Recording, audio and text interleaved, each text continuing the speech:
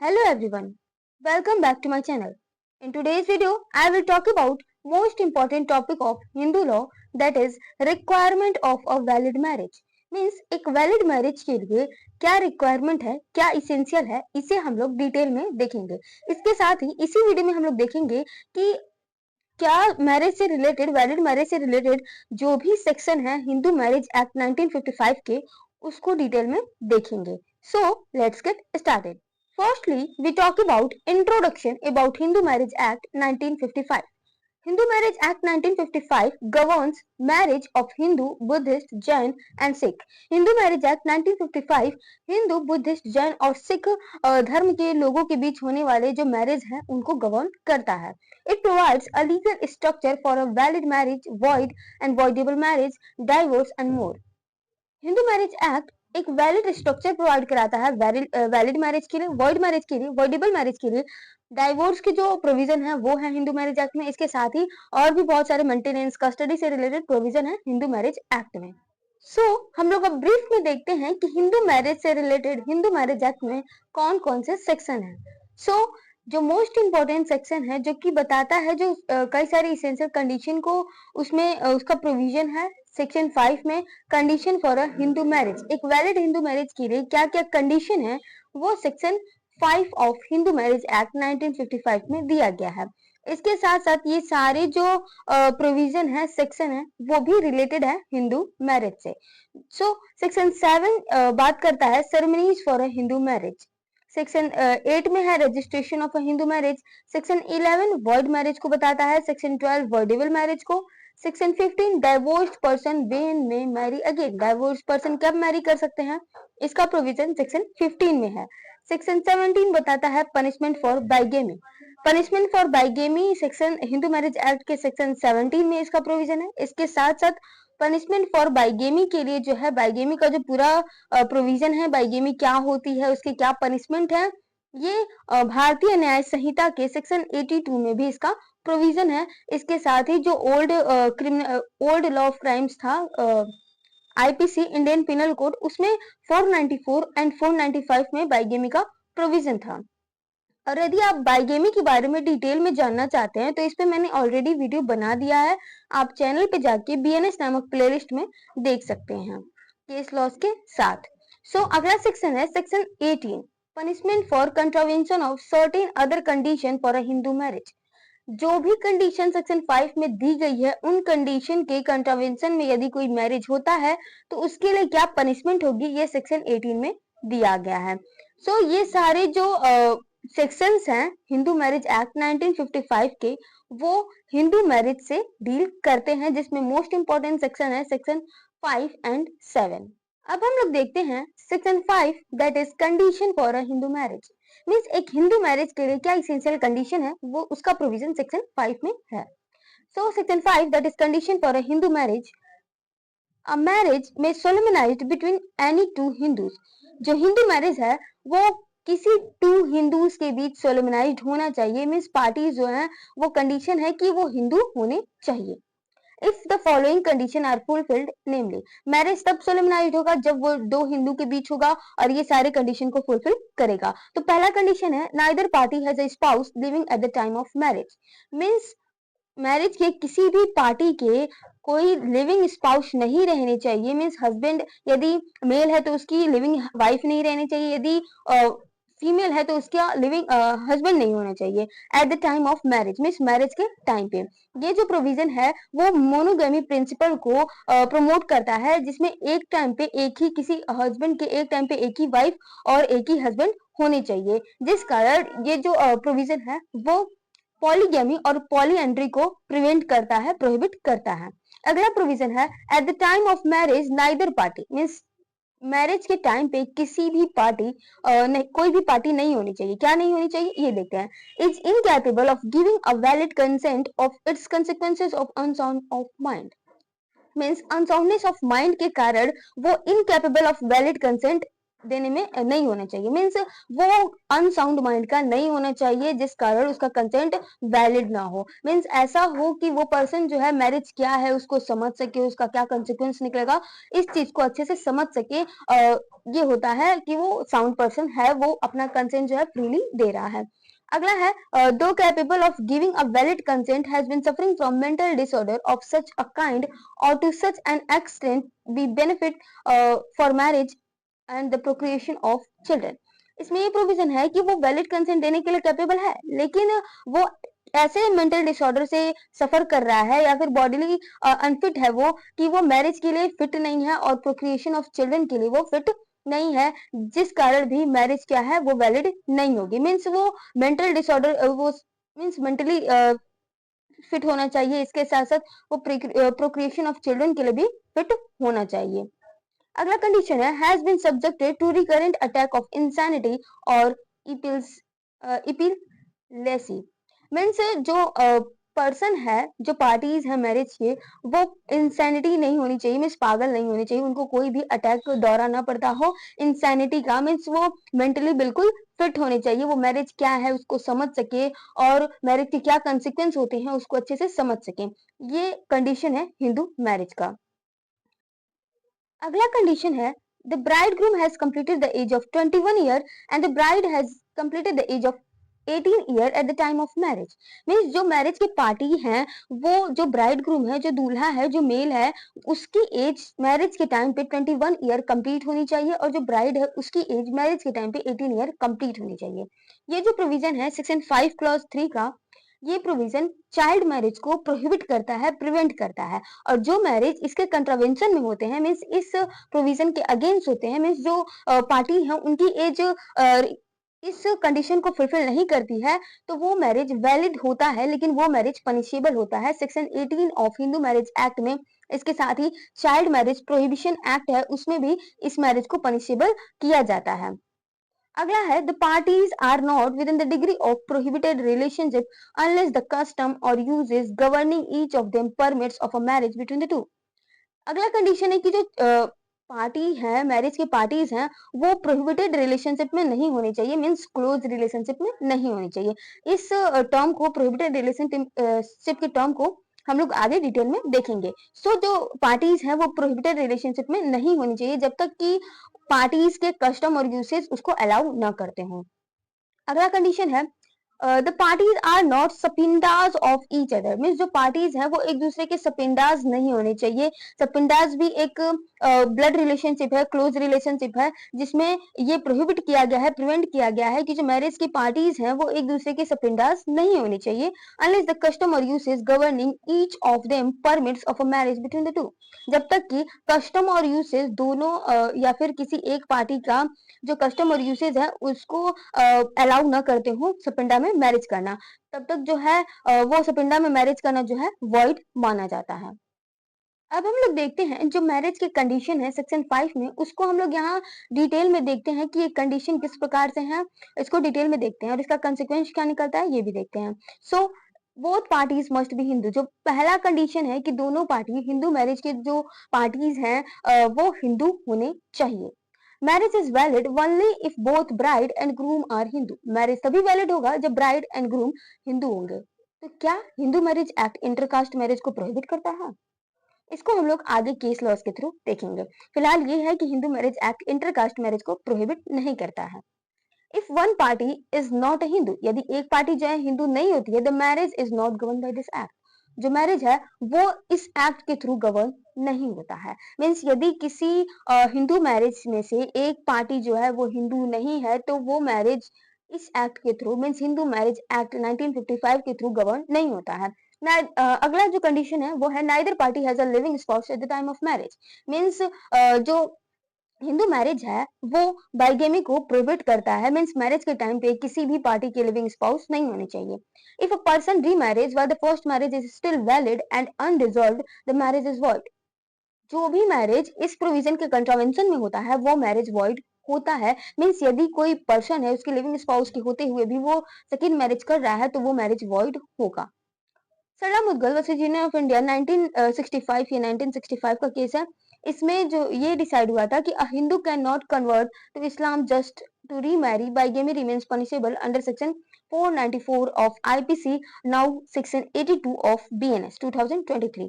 तो इस केस में ये हेल्ड हुआ था कि जो हिंदू मैन है वो सेकेंड मैरिज करने के लिए खुद को कन्वर्ट करता है, फिर भी वो बाइगेमी के प्रोविजन से पनिशेबल होता है, क्योंकि उसका जो फर्स्ट मैरिज है, जो उसका हिंदू फर्स्ट मैरिज है, वो तब तक वैलिड रहता है उसके कन्वर्ट होने के बाद भी। अगला जो थर्ड कंडीशन है वो है कि both parties must give free and valid consent. दोनों पार्टी जो है फ्री एंड वैलिड कंसेंट देने चाहिए।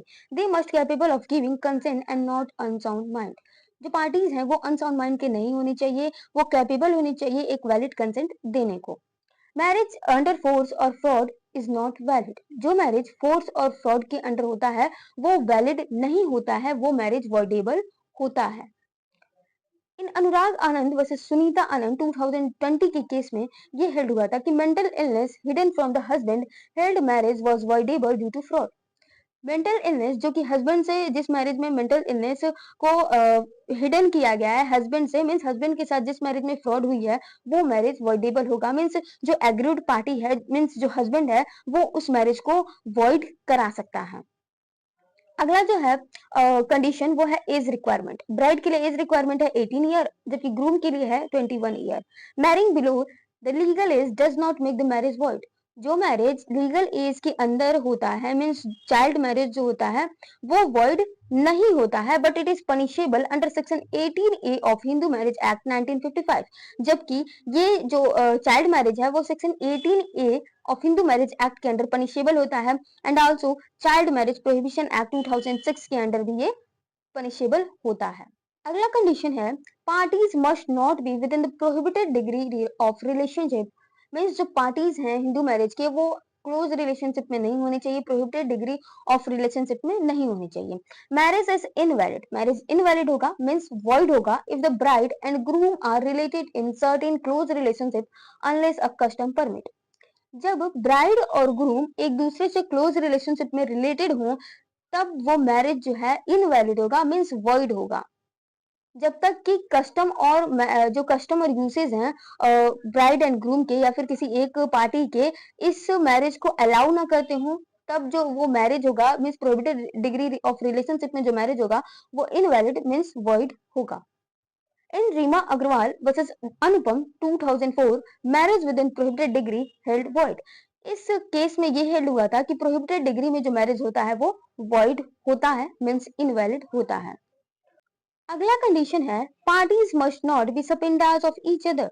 पार्टी जो है हिंदू मैरिज के वो एक दूसरे के सपिंडाज नहीं होने चाहिए, मीन्स क्लोज ब्लड रिलेटिव्स नहीं होने चाहिए।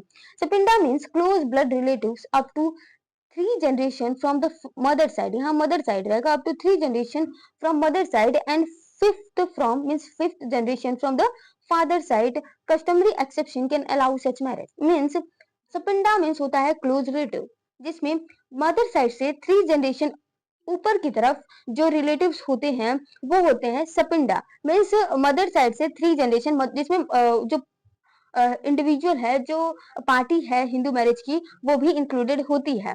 सो उसको लेकर के जो ऊपर के 3 जनरेशन है वो होते हैं सपिंडास। इसके साथ ही जो fifth generation from father side से जो है मीन्स जो पार्टी है उसको लेकर के फादर साइड से फिफ्थ जनरेशन से ऊपर के जो पर्सन होते हैं, जो रिलेटिव्स होते हैं, वो होते हैं सपिंडास। जब तक कि कस्टमरी एक्सेप्शन में उस इंडिविजुअल्स का, उस पार्टीज का कस्टम अलाउ ना करता हो, वो मैरिज जो है वॉइड होगी।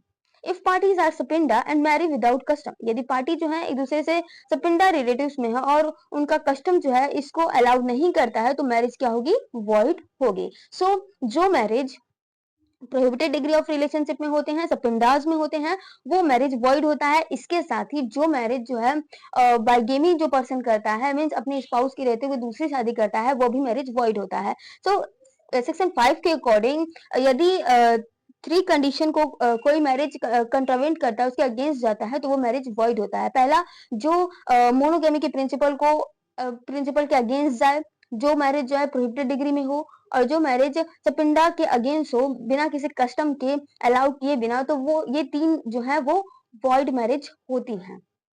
जबकि वॉइडेबल मैरिज कौन सी है? जिस मैरिज में वैलिड कंसेंट ना हो, फ्री कंसेंट ना हो, वो मैरिज वॉइडेबल होता है। जबकि पनिशेबल मैरिज कौन सा होता है? चाइल्ड मैरिज, जिसमें लीगल एज रिक्वायरमेंट जो है वो फुलफिल नहीं किया गया है पार्टीज का, वो मैरिज पनिशेबल होता है।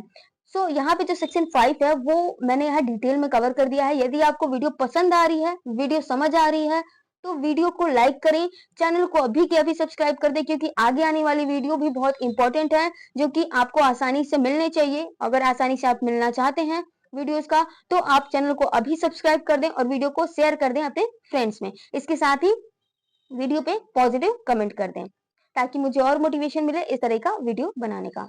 अब हम लोग आगे देखते हैं। अब हम लोग देखते हैं प्रोहिबिटेड रिलेशनशिप से जो बेयर एक्ट का प्रोविजन है, मीन्स जो टर्म प्रोहिबिटेड रिलेशनशिप है, उसे सेक्शन 3 क्लॉज जी में डिफाइन किया गया है। उसका बेयर एक्ट प्रोविजन देखते हैं। Degree of prohibited relationship when two person are said to be within prohibited degree of relationship, means कब जो है टू पर्सन कहलाएंगे कि वो एक दूसरे से प्रोहिबिटेड डिग्री ऑफ रिलेशनशिप में हैं, ये देखते हैं। If one is linear ascendant of other, means यदि पार्टी का जो मैरिज के पार्टीज हैं उसमें से एक कोई पार्टी जो है उसके एंसेस्टर होंगे, मीन्स उसके पूर्वज होंगे, उसके लीनियर असेंडेंट होंगे, मीन्स उसका जो जनरेशन है उसके अपर जनरेशन के होंगे, वो होता है प्रोहिबिटेड डिग्री ऑफ रिलेशनशिप। अगला है if one was the wife और हस्बैंड ऑफ लीनियर असेंडेंट और descendant of the other, means यदि हिंदू मैरिज का कोई एक जो पार्टी है वो या तो वाइफ हो या फिर हस्बैंड हो लीनियर असेंडेंट का, मीन्स अपर जो एंसेस्टर है उनका, या फिर डिसेंडेंट का, मीन्स जो छोटे जनरेशन है, जो आगे वाले जनरेशन है, वो डिसेंडेंट मीन्स कोई पर्सन है उसके जो नीचे के जनरेशन होते हैं, मीन्स उसकी बहू, उसके बेटे की वाइफ हो, या फिर उसके पोते की वाइफ हो, या फिर उसके पोते का डॉटर हो, तो वो जो होता है वो होता है लीनियर डिसेंडेंट, मीन्स डॉटर नहीं होंगे यहाँ पे, वाइफ और हस्बैंड की बात की गई है। जो लीनियर डिसेंडेंट होते हैं वो होते हैं, मीन्स उसके नीचे, यहाँ कोई पर्सन है उसके नीचे के जो जनरेशन होते हैं, उसके जो वाइफ और हस्बैंड होंगे वो होते हैं लीनियर डिसेंडेंट, और उसके ऊपर के जो जनरेशन के वाइफ और हस्बैंड होंगे वो होंगे लीनियर असेंडेंट। कोई पर्सन जो है वो अपने लीनियर असेंडेंट और लीनियर डिसेंडेंट से जो है मैरिज नहीं कर सकता है। लीनियर असेंडेंट और लीनियर डिसेंडेंट के जो वाइफ और हस्बैंड होते हैं उनसे मैरिज नहीं कर सकता है, वो प्रोहिबिटेड डिग्री ऑफ रिलेशनशिप में आते हैं। अगला जो है वो है if one was the wife of the brother of the fathers or mother's brother or grandfathers or grandmother's brother of each other of the other, means यदि हिंदू मैरिज का कोई एक पार्टी जो है वो क्लोज रिलेशनशिप में आता हो, या तो वो वाइफ का ब्रदर हो, या फिर वो मीन्स या तो वो अपने उसके भाई का ब्रदर हो, मीन्स उसकी जो है भाई का ब्रदर हो, या फिर उसके फादर का की वाइफ हो, या फिर जो मदर्स ब्रदर हो, मीन्स उसकी अपनी मम्मी का फिर ब्रदर मीन्स मामा हो, या फिर ग्रैंडफादर या फिर ग्रैंड मदर का ब्रदर हो, तो वो जो है मैरिज नहीं कर सकता। मीन्स बेसिकली ये कहा गया है कि जो क्लोज रिलेटिव्स होते हैं वो प्रोहिबिटेड डिग्री ऑफ रिलेशनशिप में आते हैं, और ये जो हिंदू हैं प्रोहिबिटेड डिग्री ऑफ रिलेशनशिप के, वो आपस में मैरिज नहीं कर सकते। इसके कारण ये है कि कुछ जेनेटिक्स रीजन है और कुछ सोशल नॉर्म्स वैल्यूज वगैरह है, पब्लिक पॉलिसी है सोसाइटी की, जिस कारण प्रोहिबिटेड डिग्री ऑफ रिलेशनशिप में मैरिज को सही नहीं माना गया है, वॉइड माना गया है। अगला जो है if the two are brother sister uncle niece aunt and nephew और चिल्ड्रन ऑफ ब्रदर सिस्टर और ऑफ टू ब्रदर और of two sister, means siblings जो होते हैं, जो अंकल नीस होते हैं, चाचा भतीजा, चाचा भतीजी, आंटी और जो भतीजा होते हैं, तो ये जो है वो क्लोज रिलेटिव्स होते हैं, काफी क्लोज रिलेटिव्स होते हैं, ये आपस में मैरिज नहीं कर सकते हैं। मेनली जो क्लोज रिलेटिव्स होते हैं किसी भी पर्सन के, वही प्रोहिबिटेड डिग्री ऑफ रिलेशनशिप में आते हैं, और सोशल नॉर्म्स के कारण, पब्लिक पॉलिसी के कारण और जेनेटिक्स प्रॉब्लम के कारण जो है इनके बीच मैरिज को प्रोहिबिट किया गया है, और इनके बीच यदि मैरिज होता है तो वो मैरिज वॉइड होता है। एक्सप्लेनेशन देखते हैं। जो 3 क्लॉज जी का एक्सप्लेनेशन है वो इंक्लूड करता है कि जो relationship half blood, uterine blood, illegitimate blood, adopted relationship है, वो भी प्रोहिबिटेड डिग्री ऑफ रिलेशनशिप कहलाते हैं। मीन्स यदि कोई दो इंडिविजुअल एक दूसरे से हाफ ब्लड रिलेटिव्स हैं, यूटेराइन ब्लड रिलेटिव्स हैं, कोई पर्सन जो है कोई इंडिविजुअल जो है एक किसी पार्टी का वो किसी फादर का लेजिटिमेट चाइल्ड है, जबकि वही दूसरा इंडिविजुअल वो किसी फादर का उसी फादर का इलेजिटिमेट चाइल्ड है, तो वो भी आपस में प्रोहिबिटेड डिग्री ऑफ रिलेशनशिप पे आएँगे। इसके साथ ही यदि कोई चाइल्ड है वो किसी फैमिली में अडॉप्ट होके आता है, तो उस फैमिली के जो भी क्लोज़ रिलेटिव्स होंगे वो उसके प्रोहिबिटेड डिग्री ऑफ रिलेशनशिप में आएँगे। यहाँ जो 2 टर्म है half blood and uterine blood इसको समझते हैं। सो हाफ ब्लड जो है वो इस बात को डिनोट करता है कि जब 2 पर्सन एक-दूसरे से रिलेटिव्स हैं, इस तरीके से कि उन दोनों पर्सन के फादर एक हैं, लेकिन उन दोनों पर्सन की जो मदर हैं, वो अलग-अलग हैं।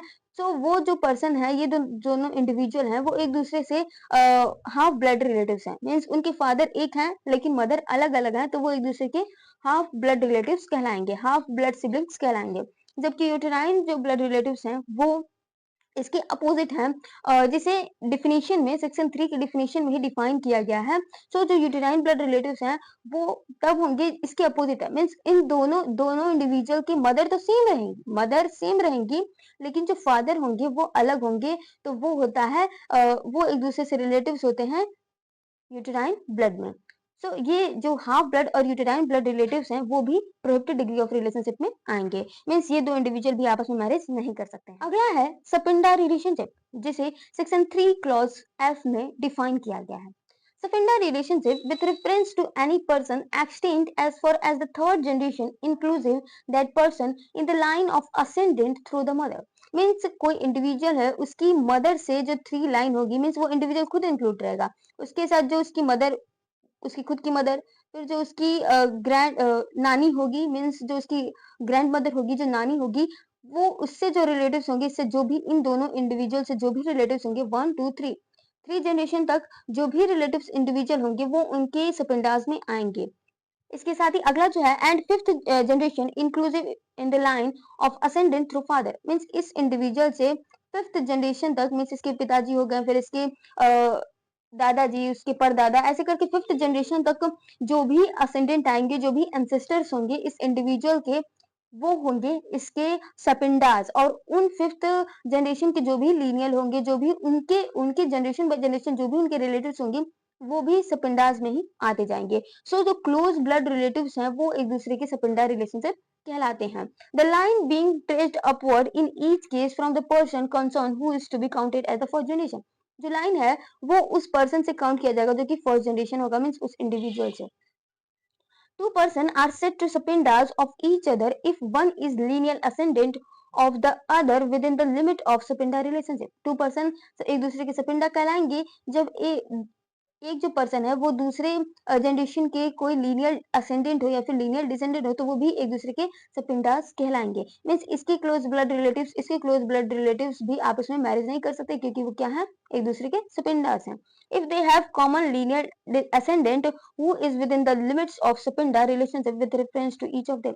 मीन्स यदि कोई टू इंडिविजुअल है, उनके कोई कॉमन लीनियर असेंडेंट हो, मीन्स एंसेस्टर हो, मीन्स यदि जो इसकी नानी है, इसकी कोई दूसरी भी मतलब कि मौसी होंगी और उनके भी जो चाइल्ड होंगे, वो ये दोनों भी जो पर्सन हैं, वो भी एक दूसरे की सपिंडा कहलाएंगे, क्योंकि इन दोनों पर्सन के जो लीनियल असेंडेंट है, एंसेस्टर है, वो सेम है, जिस कारण वो भी एक दूसरे से सपिंडा रिलेशनशिप में आते हैं, मीन्स क्लोज ब्लड रिलेटिव्स हैं। सो जो एक्सप्लेनेशन है सेक्शन 3 क्लॉज एफ का और सेक्शन 3 क्लॉज जी का, दोनों का एक ही एक्सप्लेनेशन है कि जो ये सपिंडा रिलेशनशिप है और जो प्रोहिबिटेड डिग्री ऑफ रिलेशनशिप है, उसमें half blood, uterine blood, illegitimate और एडॉप्टेड रिलेशनशिप भी आते हैं। मीन्स ये भी सपिंडा रिलेशनशिप कहलाते हैं। The marriage is void and the parties can also be punished under section 18B।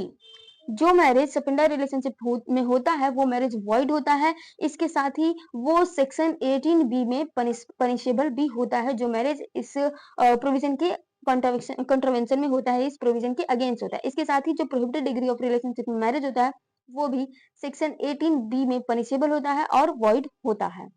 अब हम लोग देखते हैं अगला जो सेक्शन है हिंदू मैरिज से रिलेटेड, वो है ceremonies for a Hindu marriage under section 7। So section 7 बात करता है कि हिंदू मैरिज में जो सेरेमनीज होते हैं, पार्टीज के जो कस्टम होते हैं, वो इसेंशियल होते हैं। So section 7 clause 1, a Hindu marriage may be solemnised in accordance with the customary rites and ceremonies of either party thereto. Means जो हिंदू मैरिज है तब वो कंप्लीट माना जाएगा, तब वो सोलेमनाइज होगा जब उस मैरिज में किसी जो पार्टीज हैं उसमें से किसी एक पार्टी के या फिर जो बोथ पार्टीज हैं उनके जो कस्टमरी राइट्स और सेरेमनीज हैं जो कि इसेंशियल है हिंदू मैरिज के लिए वो फुलफिल हो। अगला क्लॉज है वो है where such rites and ceremonies include the saptapadi. यदि उस सेरेमनीज में उस राइट में सप्तपदी इंक्लूडेड है, that is the taking of 7 steps by bride groom and bride jointly before the sacred fire, जिसके अंतर्गत सप्तपदी के अंतर्गत जो ब्राइड है ब्राइड ग्रूम है वो एक साथ जो सेक्रेड फायर होता है, जो पवित्र अग्नि होती है, उसके अराउंड में 7 स्टेप्स लेते हैं तो वो होता है सप्तपदी। सो जिस कस्टम में सप्तपदी इंक्लूडेड है, जिस सेरेमनीज में सप्तपदी इंक्लूडेड है, मीन्स मैरिज के जो पार्टीज हैं उसमें यदि सप्तपदी इंक्लूडेड है, the marriage become complete and binding when the 7 step is taken. Marriage तब कंप्लीट और बाइंडिंग माना जाएगा जब 7 स्टेप जो है कंप्लीट हो जाएंगे। In the case of Bhaurao Shankar Lokhande versus State of Maharashtra 1965, it was held that where Saptapadi is essential, it must be observed. जब सप्तपदी essential होंगे मीन्स जिस मैरिज में सप्तपदी essential होते हैं, जिस मैरिज के पार्टीज में कस्टम में यदि सप्तपदी है तो सप्तपदी क्या होता है, इसेंशियल होता है और इसे ऑब्जर्व किया जाना जरूरी है किसी वैलिड मैरिज के लिए। अब हम लोग देखते हैं section 8 of Hindu marriage act जो कि बात करता है registration of Hindu marriage. So registration of Hindu marriage is not mandatory. Mandatory नहीं है कि एक हिंदू मैरिज का रजिस्ट्रेशन कराना जरूरी नहीं है, बट लेकिन essential for the purpose of facilitating the proof of Hindu marriage. लेकिन हिंदू मैरिज के प्रूफ के लिए ये जो हिंदू मैरिज का रजिस्ट्रेशन है वो इसेंशियल होता है। State government has power to make rules on this provision. State government के पास ये पावर है कि वो हिंदू मैरिज के रजिस्ट्रेशन से रिलेटेड प्रोविजन रूल्स वगैरह बना सकती है। अब हम लोग देखते हैं section 11 of Hindu marriage act जिसमें वर्ल्ड मैरिज को डिफाइन किया गया है। So, any marriage solemnized after the commencement of this act shall be null and void and may, on petition presented by either party thereto against the other party, be so declared by a decree of nullity if it contravenes any of the condition is specified in clause 5 clause 1 means monogamy, that is monogamy, 5 clause 4th that is prohibited degree of relationship without custom, and 5 clause 5th that is secondary relationship without custom. So कोई भी marriage, कोई भी Hindu marriage जो कि इस act के आने के बाद हुई हो, मीन्स जो वर्ल्ड मैरिज है वो रेट्रोस्पेक्टिव नेचर का नहीं होता है, ये प्रोस्पेक्टिव नेचर का है।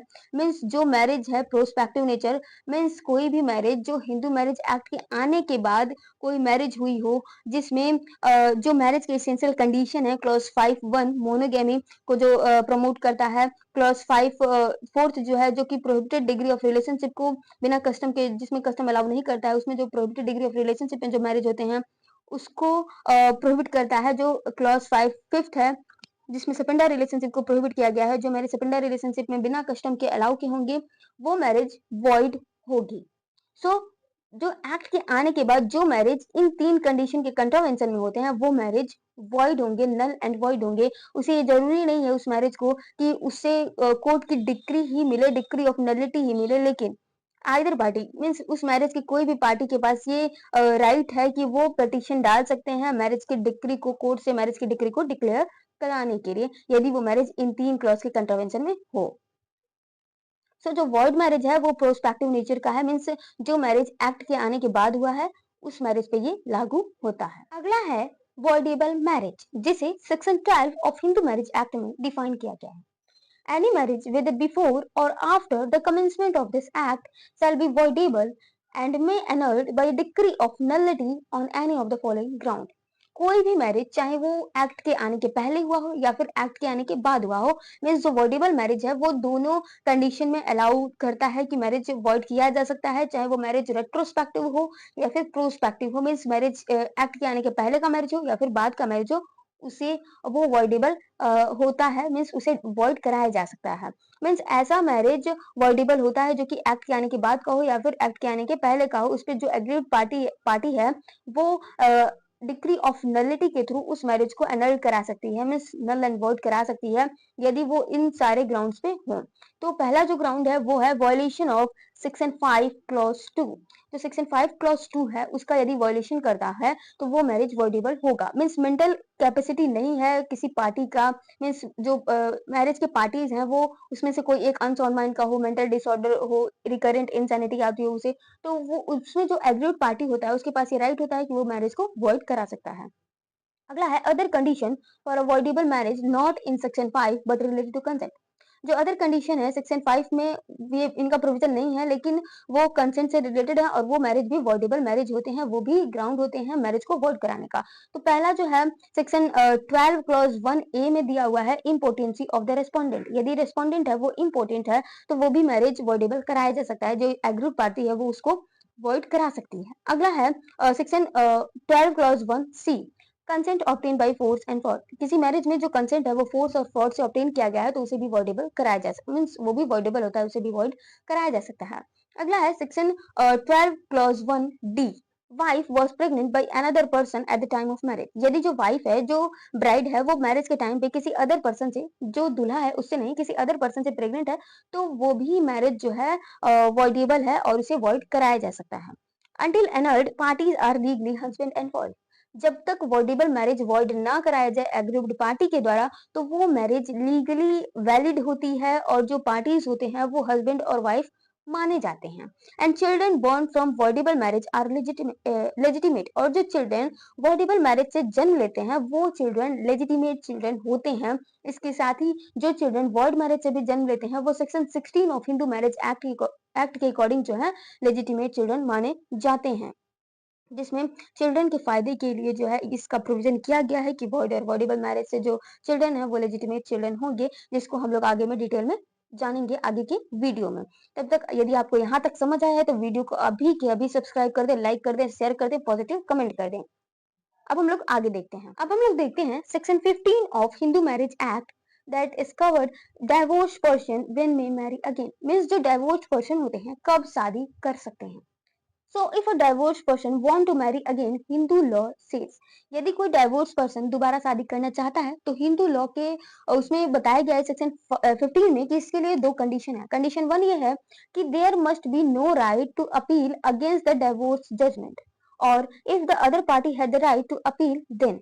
यदि कोई डाइवोर्स जजमेंट आया है, मीन्स लोअर कोर्ट के द्वारा किसी कपल के बीच डाइवोर्स कराया गया है और उसमें ये है कि जो कपल है उनके पास राइट नहीं है अपील का, या फिर दूसरा जो कंडीशन है मीन्स उसमें राइट है अपील का, तो क्या होगा इसमें कंडीशन 2 के अकॉर्डिंग, यदि either the time of the file of appeal is over, means यदि राइट नहीं है अपील का तब तो वो जो पार्टीज हैं वो रिमैरी कर सकते हैं। लेकिन यदि राइट टू अपील है तो क्या होगा, तो राइट टू अपील है तो जब टाइम जो है अपील करने का वो खत्म हो चुका है, जो मेनली टाइम होता है 1 मंथ का, जो भी टाइम हो डाइवोर्स की जजमेंट को अपील करने का, यदि वो खत्म हो चुका है या फिर जो डाइवोर्स की अपील फाइल की गई थी उसे डिसमिस कर दिया गया है कोर्ट के द्वारा, तो जो पार्टीज होते हैं मैरिज के, डाइवोर्स पर्सन होते हैं, कपल होते हैं, वो रिमैरी कर सकते हैं।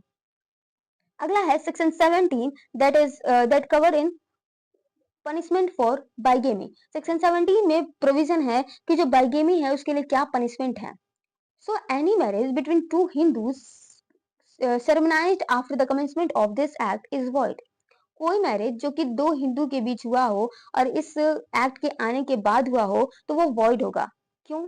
If the date of such marriage either party had a husband or wife living and the provision of section 494 and 495, now section 82 of BNS of Indian Penal Code shall apply accordingly। Means तब ये दो हिंदू के बीच का जो marriage है void होगा जब जो पार्टी है, उनके जो पार्टी है उसमें से किसी एक पार्टी के हस्बैंड और वाइफ ऑलरेडी हो, मीन्स वो उसकी पहले शादी हो चुकी है और तब जाके वो दोबारा शादी करता है तो वो मैरिज जो है वॉइड होगा। और सेक्शन 494 495 ऑफ आईपीसी में इसका प्रोविजन था और इसे पनिशेबल बताया गया है। इसके साथ ही अभी इस टाइम जो लॉ ऑफ क्राइम्स है वो है बीएनएस और इसमें जो है सेक्शन 82 में बाइगेमी का प्रोविजन है और इसमें जो भी पनिशमेंट है वो सेक्शन 82 में दिए गए हैं, इसका प्रोविजन है। यदि आप बाइगेमी के बारे में डिटेल में जानना चाहते हैं तो आप बीएनएस नामक प्लेलिस्ट में जाके डिटेल में वीडियो देख सकते हैं। सो ये जो पनिशमेंट फॉर बाइगेमी है वो भी प्रोस्पेक्टिव नेचर का है, जो कि ये बताता है कि जो मैरिज इस एक्ट के आने के बाद हो उसी पे ये प्रोविजन लागू होगा। अगला जो सेक्शन है वो है section 18 that covers punishment for contravention of certain other condition for a Hindu marriage. जो सेक्शन 5 में अदर कंडीशन दिए गए हैं हिंदू मैरिज के लिए, उसके कंट्रोवेंशन में यदि कोई मैरिज होता है तो उसके लिए क्या पनिशमेंट है, उसका प्रोविजन है सेक्शन 18 में। So every person who procures a marriage of himself or herself or to be solemnized under this act in contravention of the condition specified in clause 3, 4, 5th of section 5 shall be punishable। जो person marriage सोलेमनाइज करता है इन contravention of section 5 clause 3, 4 और 5 तो वो punishable होगा। Clause ये बताता है सेक्शन 18 का क्लॉज ये बताता है कि in the contravention of the condition is specified in clause 3 of section 5 with simple imprisonment which may extend to 15 days or with fine which may extend to 1000 rupee or with both। Means यदि कोई marriage जो है वो section 5 clause 3 के contravention में होता है, उसके अगेंस्ट होता है, मीन्स जो सेक्शन 5 क्लॉज 3 है वो एज रिक्वायरमेंट बताता है कि किसी हिंदू वैलिड मैरिज के लिए क्या एज रिक्वायरमेंट है 18 एंड 21, उसकी बात सेक्शन 5 क्लॉज 3 करता है और कोई मैरिज इसके अगेंस्ट होता है, इसके कंट्रावेंशन में होता है, तो जो पार्टी है उसको सिंपल इम्प्रिजनमेंट होगी 15 डेज की और उनपे जो है 1000 रुपीज का जुर्माना लगाया जा सकता है या फिर दोनों 15 डेज का इम्प्रिजनमेंट एंड 1000 रुपीज जुर्माना जो है उनपे लगाया जा सकता है। ये पनिशमेंट है चाइल्ड मैरिज के लिए। अगला जो है section 18 clause B in the case of contravention of the condition specified in clause 4 or clause 5 of section 5 with simple imprisonment which may extend to 1 month or with fine which may extend to 1000 rupee or with both। Means इसमें ये बताया गया है कि यदि कोई marriage जो है सेक्शन 5 क्लॉज 3 और सॉरी सेक्शन 5 क्लॉज 4 और 5 के कंट्रावेंशन में हो, उसके अगेंस्ट हो, मीन्स यदि प्रोहिबिटेड डिग्री ऑफ रिलेशनशिप में हो, सपिंडाज में मैरिज हो बिना कस्टम के अलाउ किए बिना, तो वो मैरिज जो है वॉइड होगी और उसके लिए जो पनिशमेंट है वो है सिंपल इम्प्रिजनमेंट 1 मंथ का और उसके साथ फाइन हो सकता है 1000 रुपीज का, या तो इम्प्रिजनमेंट होगा या फिर फाइन होगा या फिर दोनों होगा। सो ये जो सेक्शंस हैं सेक्शन 18 और भी जो अदर सेक्शन मैंने कवर किए, ये सारे रिलेटेड है हिंदू मैरिज से। अब हम लोग देख लेते हैं जो हिंदू मैरिज से रिलेटेड जो इंपॉर्टेंट केस लॉज हैं उसे समझते हैं। तो पहला है Lily Thomas versus Union of India 2000 Supreme Court. This case dealt with Hindu man, यहाँ हिंदू मैन रहेगा, converting to Islam just to marry a second time. इस्लाम धर्म में, मुस्लिम धर्म में फोर जो मैरिज है उसको करने का अलाउ है किसी किसी मेल को, मुस्लिम मेल को। सो जो इस केस में जो हिंदू मैन है वो इस्लाम धर्म में कन्वर्ट होता है दूसरी शादी करने के पर्पज से, अवॉइडिंग द मोनोगेमी रूल, जो कि मोनोगेमी रूल है हिंदू लॉ में, उसको अवॉइड करने के लिए वो इस्लाम धर्म में कन्वर्ट होता है सेकेंड शादी करने के लिए। The Supreme Court held that such a conversion, if done solely to facilitate bigamy, does not dissolve the first marriage and the second marriage would still void and the man liable for bigamy। इस प्रकार का conversion जो कि सिर्फ bigamy करने के purpose से conversion हुआ है, तो इस मैरिज में जो फर्स्ट इस कन्वर्जन में जो फर्स्ट मैरिज है वो डिसॉल्व नहीं होता है और जो सेकंड मैरिज होगी वो तब भी वॉइड कहलाएगी और वो मैन जो है बाइगेमी के लिए लाइबल होगा, पनिशेबल होगा। अगला केस है गुलिपिरी सौरिया राज वर्सेस बंदारू पावानी 2009 का केस है। इसमें ये हेल्ड हुआ marriage between a Hindu and non Hindu is void under Hindu marriage act. 2009 के केस में ये हेल्ड हुआ कि ये जो मैरिज है हिंदू, ये 2009 नहीं रहेगा, ये 19 कुछ का है, ये आप देख लीजिएगा, ये 2009 का नहीं है। तो जो मैरिज जो है हिंदू और नॉन हिंदू के बीच होगा वो हिंदू मैरिज एक्ट में वॉइड होगा, इस केस में ये हेल्ड किया गया। जबकि Lata Singh versus state of UP 2006 के केस में ये हेल्ड हुआ कि under Hindu marriage act intercaste marriage is valid and legal. Hindu marriage act में जो इंटरकास्ट मैरिज है वो वैलिड होंगे, लीगल होंगे। Means Hindu marriage act intercaste marriage को प्रोहिबिट नहीं करता है। ये एक इसेंशियल कंडीशन है कि जो मैरिज है वो दो हिंदू के बीच होनी चाहिए, लेकिन जो हिंदू मैरिज एक्ट है वो इंटरकास्ट मैरिज को प्रोहिबिट नहीं करता है। मीन्स यदि हिंदू में इंटरकास्ट मैरिज हो तो उसे प्रोहिबिट नहीं करता है। सो ये था full concept of requirement of a valid Hindu marriage. इसमें मैंने जो हिंदू मैरिज के लिए इसेंशियल कंडीशन है, इसेंशियल रिक्वायरमेंट है, उसको कवर किया।